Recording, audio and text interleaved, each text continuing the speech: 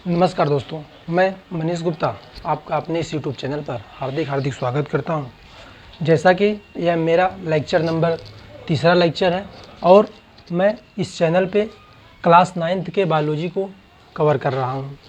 और class 9th के biology का जो पहला लेसन हमारा है वो है कोशिका। कहने का मतलब जीवन की मौलिक इकाई। अब जीवन की मौलिक इकाई क्या होती है? तो कोशिका होती है। और कोशिका के बारे में हमने पिछले लेक्चर्स में बता दिया है कि कोशिका की खोज कब हुई, कोशिका कहते किसे हैं, और भी इसके बेसिक पॉइंट को और प्लस कुछ MCQ को भी हमने वहाँ पे देख लिया है। तो अब हम उसी चीज़ को कंटिन्यू करेंगे।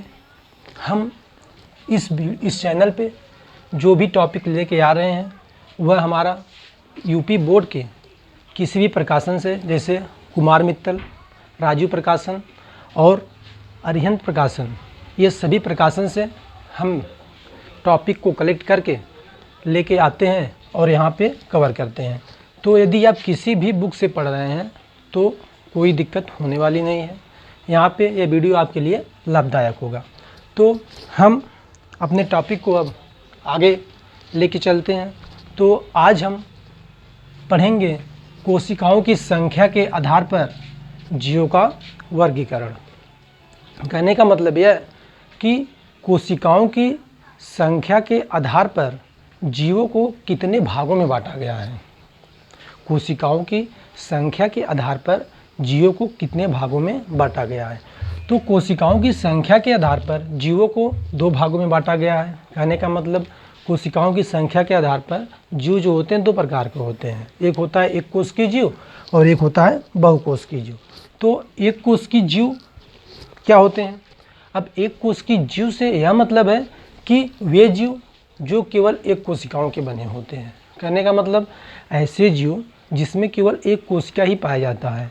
और इन जो एक कोश की जीव होते हैं, इनमें जितने भी कार्य होते हैं, श्वसन, पाचन, उत्सर्जन और जो भी कार्य होते हैं वह सभी कार्य एक ही कोशिका द्वारा होता है।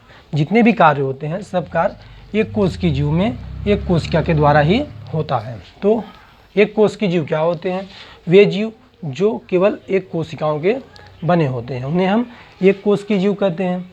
अब एक कोश की जीव के अंतर्गत क्या क्या आता है? तो एक कोश की जीव के अंतर्गत अमीबा, पैरामीशियम, बैक्टीरिया, क्लेमाइडोमोनास, ये सब क्या है? एक कोश की जीव के एग्जाम्पल हैं।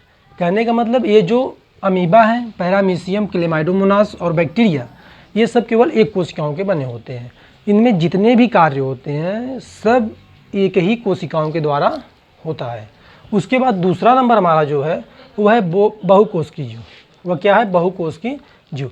अब बहुकोश की जीव क्या होता है? बहुकोश की जीव वे जीव जो अनेक कोशिकाओं से मिलकर बने होते हैं। अनेक कोशिकाओं से कहने का मतलब अनेक कोशिकाओं से मिलकर बने होते हैं। इनमें अलग अलग अंग पाए जाते होंगे और सभी अंगों के लिए अलग अलग कोशिकाएं होती होंगी। वे सब एक साथ समूह बना के तब जाके जीव का निर्माण करती हैं। हमने आपसे बता रखा है कि जो पहले कोशिकाओं का निर्माण होता है, फिर ऊतक का निर्माण होता है, फिर अंग का निर्माण होता है। अंग के निर्माण के बाद अंगतंत्र का निर्माण होता है जो हमारा शरीर होता है। ठीक, तो बहुकोश की जीव क्या है? वे जीव जो अनेक कोशिकाओं से मिलकर बने होते हैं, उन्हें हम बहुकोश की जीव कहते हैं। इनमें प्रत्येक कोशिका जितने मतलब कि अब बहुकोश की मतलब अनेक कोशिकाओं, अनेक कोशिका मतलब जितने भी कोशिकाएं इसमें हैं सबका अपना अपना कार्य होता है। सब अपना अपना अलग अलग कार्य करते हैं। ठीक, और इसके एग्जाम्पल्स क्या क्या हैं? तो कवक है, पादप, जंतु, मानव। ठीक, अब इसके बाद हम देखेंगे कि एक कोश की जीव और बहुकोश की जीव में अंतर क्या होता है। एक कोश की जीव और बहुकोश की जीव में अंतर क्या होता है। हाँ, तो आप कोशिकाओं की संख्या के आधार पर जीवों का वर्गीकरण आप देख लिए। अब हम देखते हैं एक कोश की जीव और बहुकोश की जीव में क्या अंतर होता है। एक कोश की जीव और बहुकोश की जीव में अंतर। तो एक कोश की जीव और बहुकोश की जीव में हमने लिख रखा है। तो पहला अंतर हमारा क्या है इसमें जो एक कोष की जीव होता है, हमने आपसे बता रखा है, आप पहला पॉइंट अपने आप डेफिनेशन को ही लिख सकते हैं। जैसे पहला पॉइंट आप लिख दीजिए क्या, कि वे जीव जो एक कोशिकाओं के बने होते हैं एक कोष की जीव कहलाते हैं। और बहुकोष की जीव में आप लिख दीजिए कि वे जीव जो अनेक कोशिकाओं के बने होते हैं बहुकोष की जीव कहलाते हैं। ठीक, तो आप अपना पहला पॉइंट जो है अपना डिफिनीशन लिख सकते हैं। अब हम इसमें पहला पॉइंट देखते हैं क्या, जो एक कोष की जीव होता है इसमें संपूर्ण जीव एक कोष की जीव में जितने भी जीव आते हैं सभी जीव मात्र एक कोशिका के बने होते हैं, मात्र एक कोशिका के बने होते हैं। जितने भी जीव हैं सभी जीव मात्र एक कोशिका के बने होते हैं। ठीक, इसमें हमारा पहला पॉइंट हो गया। अब दूसरा पॉइंट हमारा क्या होगा, ये जीव जो बहुकोष की जीव होता है ये जीव अनेक कोशिकाओं के बने होते हैं। ये जीव कैसे होते हैं, अनेक कोशिकाओं के बने होते हैं। उसके बाद इसमें दूसरा पॉइंट हमारा दूसरा अंतर क्या है, दूसरा अंतर हमारा यह है कि जो एक कोष की जीव हैं इसमें सभी कार्यों के लिए जितने भी कार्य इसके अंतर्गत होते हैं जीव जंतुओं के अंतर्गत, तो एक कोष की जीव में जितने भी कार्य होते हैं सब एक कोशिका द्वारा किए जाते हैं। हम आपसे बता दें जैसे क्या, श्वसन हुआ, पाचन हुआ, उत्सर्जन हुआ, प्लस जो हिलने डुलने वाला प्रोसेस हुआ। ठीक, ये सब क्रियाएं जो होती हैं इसमें केवल एक कोशिका द्वारा होता है, केवल एक कोशिका द्वारा होता है जो एक कोष की जीव होते हैं। और जो बहुकोष की जीव होते हैं इनमें अलग अलग कार्य करने के लिए अलग अलग अंग पाए जाते हैं और सभी अंग अलग अलग कोशिकाओं से मिलकर बने होते हैं। ठीक, तो इसमें क्या होता है, अलग अलग कार्य करने के लिए अलग अलग कोशिकाएं पाई जाती हैं, अलग अलग कार्य करने के लिए अलग अलग कोशिकाएं पाई जाती हैं। उसके बाद जो हमारा तीसरा पॉइंट है वह यह है कि इसमें श्रम विभाजन नहीं होता है। एक कोष की जीव में श्रम विभाजन नहीं होता है। अब श्रम विभाजन क्या होता है, अब श्रम का मतलब ये होता है परिश्रम, मतलब मेहनत। ठीक, तो जो इसमें एक कोष की जीव है इसमें केवल एक कोशिका पाई जाती है और जितने भी कार्य होते हैं सभी कार्य एक कोशिका करती है, इसीलिए इसमें श्रम विभाजन नहीं होता है। और जो बहुकोष की जीव होते हैं इसमें श्रम विभाजन होता है। श्रम विभाजन का मतलब इसमें हमने बता के रखा है आपको कि अलग अलग कोशिकाएं पाई जाती हैं अलग अलग कार्य के लिए।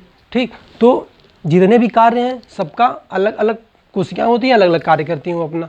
ठीक, तो इसी प्रकार से इसमें क्या होता है, श्रम विभाजन हो जाता है। एक कोशिका ही सभी कार्य नहीं करती हैं, अलग अलग कोशिका अलग अलग कार्य करती हैं।